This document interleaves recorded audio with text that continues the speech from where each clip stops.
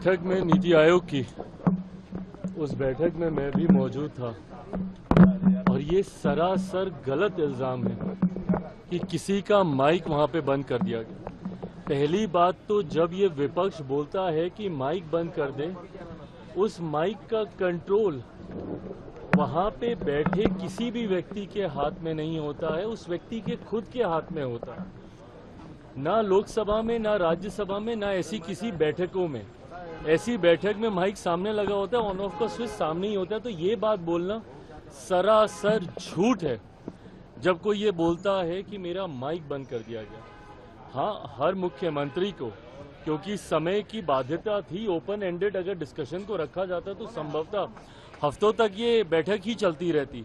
ऐसे में हर मुख्यमंत्री से ये विनम्रता पूर्वक आग्रह किया गया था कि अपनी बातों को संक्षेप में एक तय समय सीमा के भीतर रखा जाए।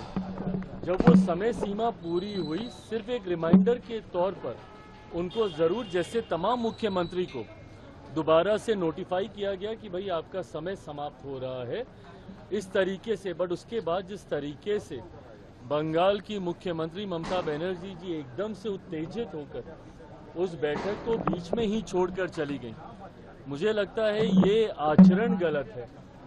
अगर आपको अपनी बात को रखना भी है, कोई नाराजगी भी है, तो आप वहीं पे रखती ना, बोलती कि अभी मुझे और बोलना है, मुझे और कहना है। हम सब वहां पर मौजूद थे। प्रधानमंत्री जी स्वयं उनको सुनना चाहते थे, वित्त मंत्री जी स्वयं वहां पे मौजूद थी, वो भी चाहती थी कि भैया क्या बजट को लेकर वो अपनी बातों को रख रही हैं।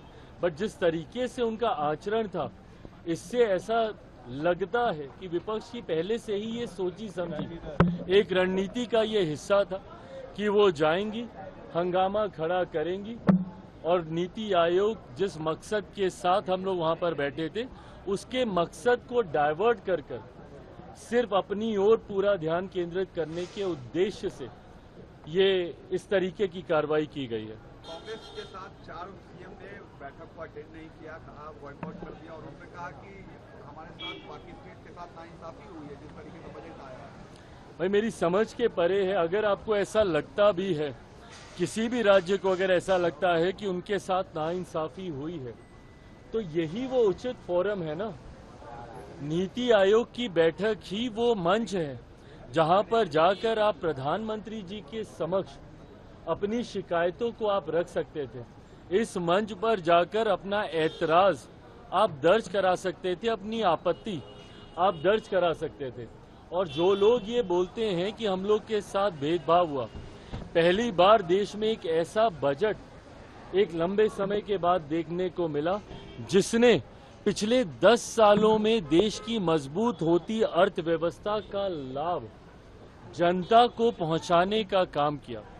इसमें जहां प्रमुखता से देश के गरीबों का जिक्र किया गया, अन्नदाता का जिक्र किया गया, नारी शक्ति का जिक्र किया गया, युवा शक्ति का इसमें जिक्र किया गया। ये ऐसे सेक्टर्स हैं जिसमें प्रमुखता से उनको लाभ पहुंचाने के लिए योजनाओं की और राशि की घोषणा की गई। जो राज्य कहते हैं कि उनके साथ अनदेखी हुई, क्या उनके राज्य में गरीब नहीं है? क्या उनके राज्य में महिलाएं नहीं हैं? क्या उनके राज्य में किसान नहीं हैं? क्या उनके राज्य में गरीब वर्ग से आने वाले युवा हो, महिलाएं हो, किसान हो, क्या ये लोग नहीं हैं? तो सिर्फ राजनीतिक हंगामा करने के लिए, और मैं दावे के साथ कहता हूं कि भाई ये लोग पिछले बजट भी निकाल कर दिखाएं कि किस किस राज्य को कितना कितना आवंटन किया गया है जब सरकार कांग्रेस के नेतृत्व में चल रही थी। यूपीए की सरकार हो या उसके पहले की सरकार हो, कितने राज्यों का जिक्र किया गया। और मुझे ताज्जुब तो सबसे ज्यादा राजद और कांग्रेस पर होता है। क्या राजद को खुशी नहीं होनी चाहिए कि भैया बिहार को एक बड़ी राशि आवंटित की गई है, इंफ्रास्ट्रक्चर डेवलपमेंट को लेकर हो, यहाँ पर सड़क को लेकर हो, पुल के निर्माण को लेकर हो। बिहार की सबसे बड़ी समस्या बाढ़, जिसका जिक्र हमेशा मैंने बिहार फर्स्ट, बिहारी फर्स्ट के माध्यम से मैंने किया। उस बाढ़ को लेकर लगभग 11,000 करोड़ की राशि अलग से आवंटित की जाती है। ऊर्जा को लेकर अलग से राशि आवंटित की जाती है। इंफ्रास्ट्रक्चर को लेकर राज्य में अलग से राशि आवंटित की जाती है। तो भैया अगर बिहार जैसा राज्य, जिसके लिए लंबे समय से हम लोग भी मांग करते थे भैया कि बिहार को विशेष राज्य का दर्जा मिलना चाहिए, बट स्पेशल कैटेगरी स्टेटस जब तक नहीं मिलता है, ये मांग भी हम लोग की थी कि बिहार को एक स्पेशल पैकेज मिलना चाहिए।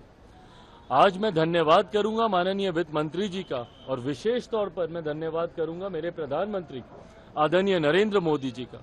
मैं अपनी तरफ से, अपनी पार्टी लोक जनशक्ति पार्टी रामविलास की तरफ से प्रधानमंत्री जी और वित्त मंत्री जी का धन्यवाद करूंगा कि एक लंबे समय से जो बिहार और बिहारियों की मांग थी, उस मांग को सुना गया है, उस मांग को पूरा किया गया है। अगर इस पर भी अगर राजद और कांग्रेस को अगर ऐतराज है, तो ये वही लोग हैं जो कतई बिहार का विकास नहीं चाहते हैं। न्यूज नेशन अब व्हाट्सएप पर खबरों के ताजा अपडेट के लिए न्यूज नेशन के इस क्यूआर कोड को स्कैन करें